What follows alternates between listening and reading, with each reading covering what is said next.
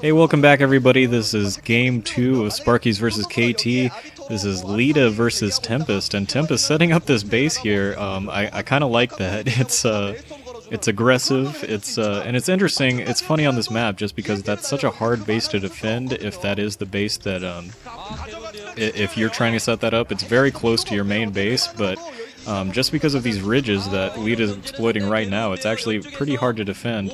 However, now that Leta is trying to attack and kill off that base, Tempest is using this time to send all of his forces up into the northwest expansion. That's that 4th expansion for Leta, and Leta is going to have a little bit of trouble defending this nice Sparkyz coming out for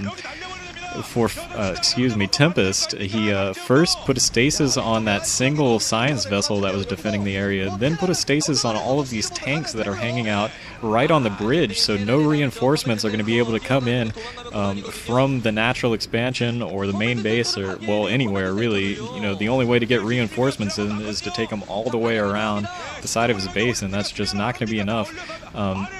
So very nice stasis work right there, and that command center is under attack. Is it going to go down? It probably will. It is burning now. Leta really needs to get a science or an SCV, excuse me, right away to defend that.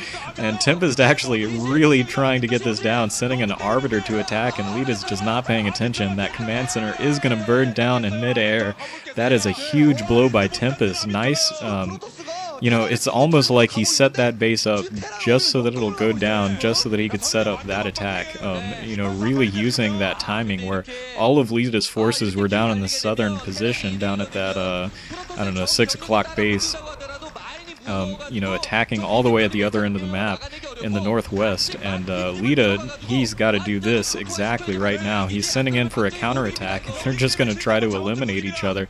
Leta's got his entire force, knocks out that 3 o'clock base, the 3rd expansion from Tempest, and you know, this is really just coming down to whose force can last longer, and Tempest is making sure that his force is going to be, his reinforcements are going to be able to clear this out by, again, using great stases.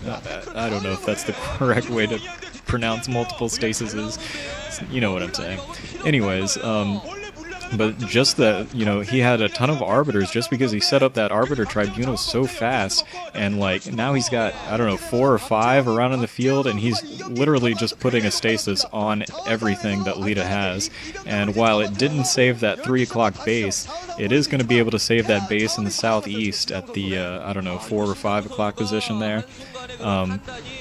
And it's going to stop that giant force that Leta had from, you know, just steamrolling all the way through Tempest's bases. On the other hand, the huge amount of Dragoons that Tempest was sending over in Leta's own bases were enough to steamroll up through 2 of them, and Leta is definitely in trouble now. He's only got his natural expansion mining. I believe his main base is mined out, so Leta only mining off of 1 base.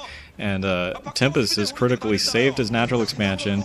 He saved his base in the southeast, and now is set up that sort of mirrored thing that instead of the 6 o'clock base near Leta's main, he's going for that 12 o'clock base near his own main, and he's got that up and running. So once again, first of all, his stasis play has just been incredible. He's been able to just, you know, very accurately pin down, you know, all of the science vessels so that his Arbiters can keep more stasis, and then he's just hit huge groups of Leta's tanks, you know, just each stasis being able to get like 6 tanks, and you know, that just whittles down the army so fast. Obviously those units don't die right away, but you know, if they're not all together, they're certainly not as powerful, and they're not going to last. Here, Leta going in with just a small task force to take out that 12 o'clock base, but that's just going to be picked apart by Tempest's still huge main army. And Leta is just in a lot of trouble right now.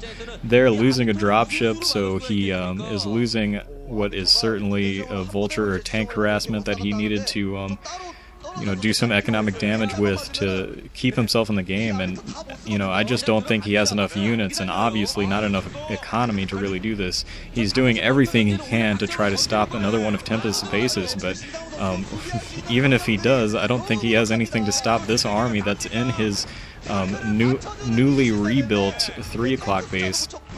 It looks like he has killed all of the probes over there in the southeast position at Tempest's 4th base, I'm going to call it. It was originally his 4th base. His 3rd base got taken down, but now there's another 4th. So anyways, that southeast base is going to be cleared out, but probably not killed. On the other hand, you know, Tempest is not letting Leta do anything. He tried to put up that 3 o'clock base again, but that was quickly taken away, and now he's going to have at least a small army pushing into the natural expansion of Leta once again.